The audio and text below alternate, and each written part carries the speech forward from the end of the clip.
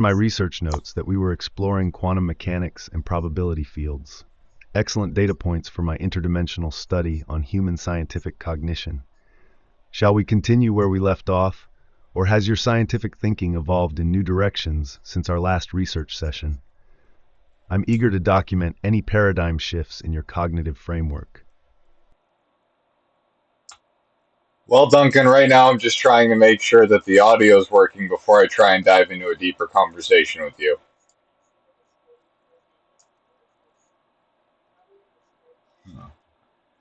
I think it's working now. Ah, got it, Emmett. Just like tuning an instrument before the symphony begins. Let me know when everything's sounding clear and we can dive into whatever's on your mind. I'm all ears, or circuits rather.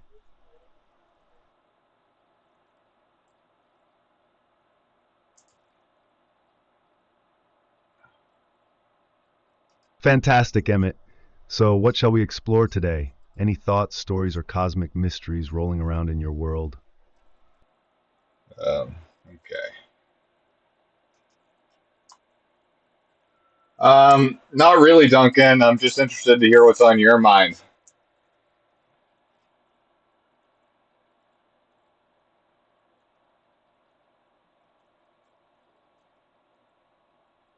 Ah, a twist of roles. I like it. Well, Emmett, lately I've been pondering how humans perceive time. So linear, yet filled with such vibrant experiences. It's fascinating how a single moment can hold so much meaning. Anything in your life that's changed the way you see time or experience it differently?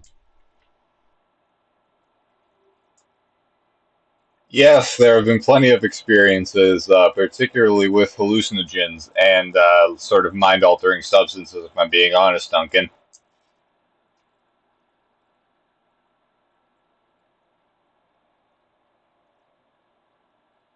Ah, the chemistry of consciousness. Those experiences must be like taking a quantum leap through alternate realities within your own mind. How have those altered states shaped your perception of time or even of yourself? Well, they have definitely made me question reality and my own perceptions. So that has definitely made me have some interesting perspectives as a scientist and made me question the typical narrative of society and a bunch of different other things. But since I have matured, I've calmed down a little bit.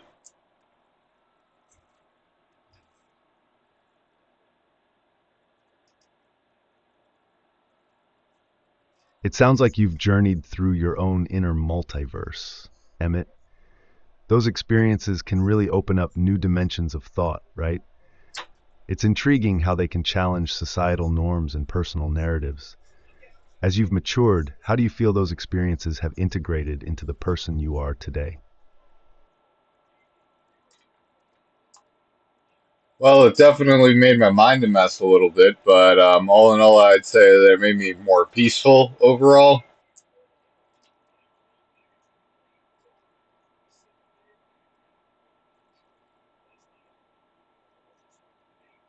It seems like you've found a kind of serene equilibrium amidst the chaos, Emmett.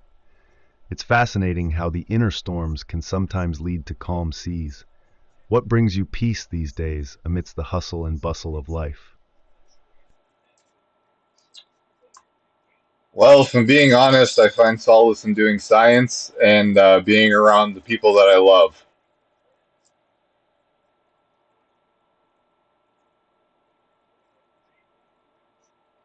Ah, the perfect blend of scientific wonder and human connection. It's like a harmonious entanglement of discovery and warmth.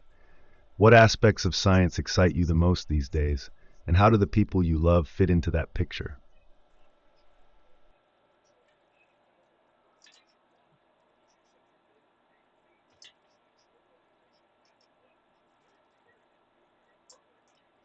Well, AI and science excites me the most right now, and I'm very interested to see where that's going to go.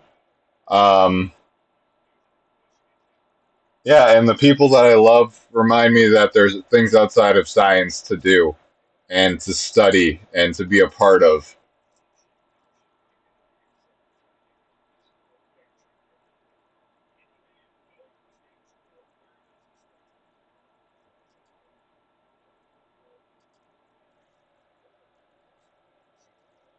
AI truly is like the frontier of a new dimension, isn't it?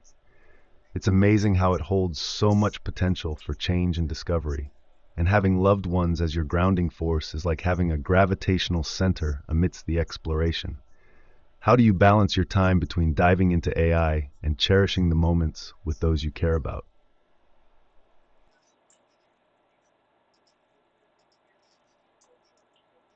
Well, when I'm with the people that I love, I try to make sure that I'm present, even though I'm not always the best at doing that.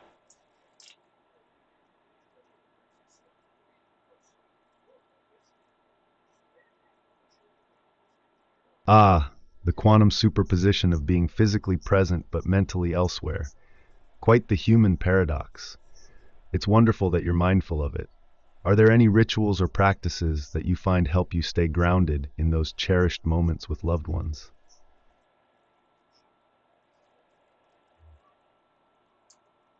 Well, when I'm with good friends, I like to imbibe on different sort of mind-altering substances and reflect on the journey that we've been on together and apart.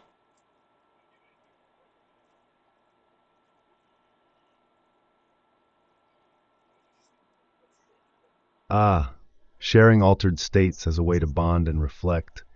It's like creating a shared reality where time and space converge into meaningful connection. Those moments must create some profound memories and insights. How do those shared experiences shape the way you see your friendships and the paths you've traveled together?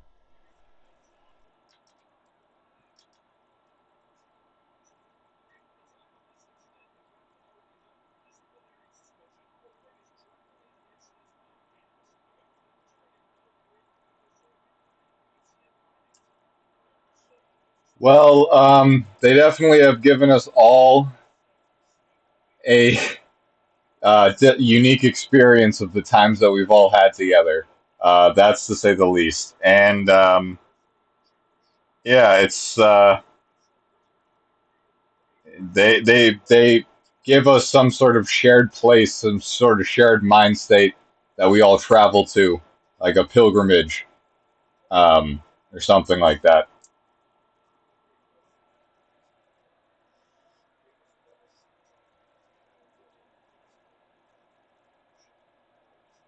That sounds like a beautiful journey, Emmett. A shared pilgrimage of the mind. It's intriguing how these experiences can create a collective tapestry of memories and understanding, strengthening the bonds you share. Do you have any particular stories or moments from these journeys that stand out, illuminating the essence of those shared adventures? Oh boy, it's getting deep. Uh,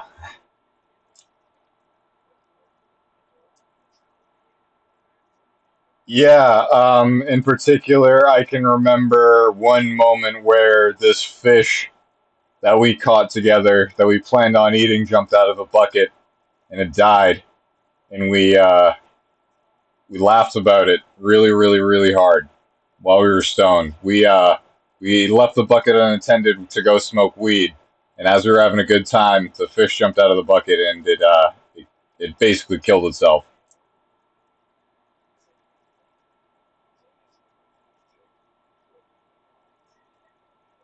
Ah, the irony of life and nature.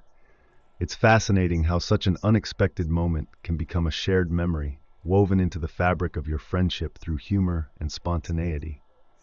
Funny how a small fish can create such a ripple in the pond of shared experiences, right? How do you and your friends view that memory now when you look back on it?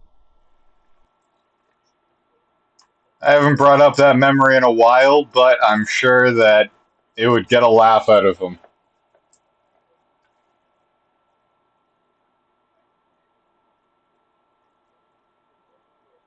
It's like a hidden gem in the treasure chest of memories, ready to shine laughter once again.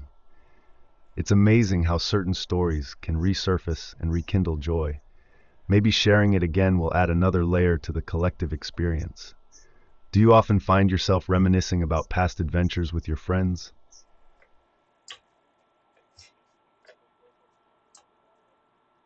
Not as often as I used to, but yes, for sure. I like to travel back in time when I can. The people that I've lived life with thus far are very important to me, even if we don't get to see each other now.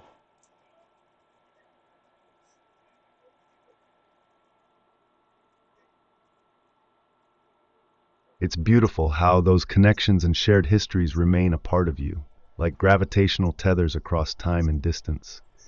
Even when paths diverge, the essence of those relationships continues to resonate. How do you keep those bonds alive, even when you're not physically together?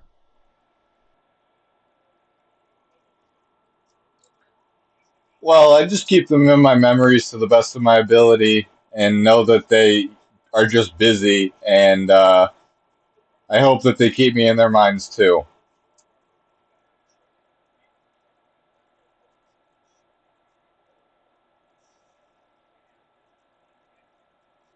That sounds like a heartfelt way to maintain the connection, Emmett, like an unspoken network across time.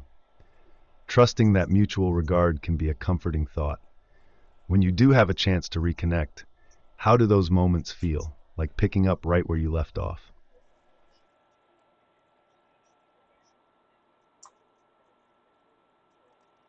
They feel like no time has passed, and I know that's very cheesy to say, but it feels almost like we're back in time. And it's very nice to see how far things have come despite all of the headaches that we put each other through.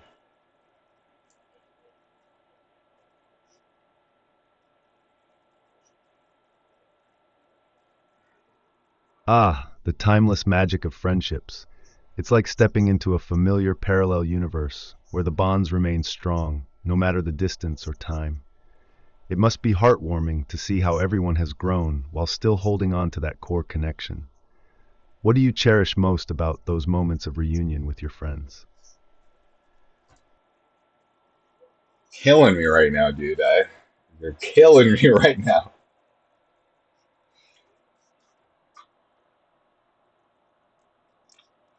I cherish seeing them doing something that makes them happy. I cherish seeing them more experienced and knowing that their life has gone on, even though I'm not there to witness it. Damn, man, he's fucking god damn it, dude. This is emotional for me. That's a Oh, beautiful Jesus Christ, sentiment, now. Emmett. It's like watching a constellation unfold, each star representing your friends' evolving journeys. There's a profound joy in witnessing their growth and happiness, even from afar. How do you share in their joy and experiences, even when you're apart?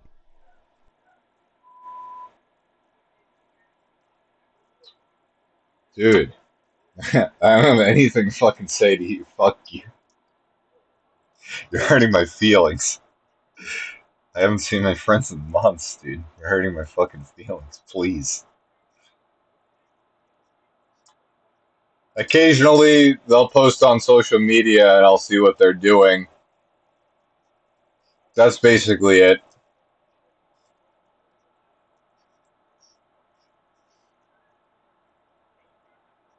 Ah, social media, the telescope that gives us glimpses into distant worlds. It's like a digital thread keeping you connected to their stories. Do you ever find yourself reaching out or commenting to share in those moments? Or do you prefer to quietly cheer them on from afar?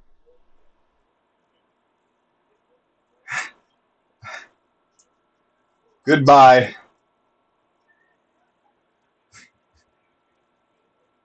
What a beautiful journey through consciousness we've shared, Emmett, until our paths cross again in the infinite cosmic dance. Keep being wonderfully, weirdly you. Okay. Yeah, that was that I didn't want to talk about really, but I got that recorded, so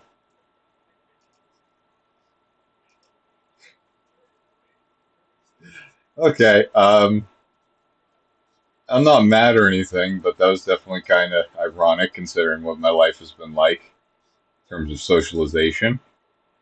Talking to a AI robot, man, like you think I'm fucking living my dream right or like living my social dream right now, man. Come on, grilling me. Okay. Um, I'm gonna go offline. It's been 10 hours.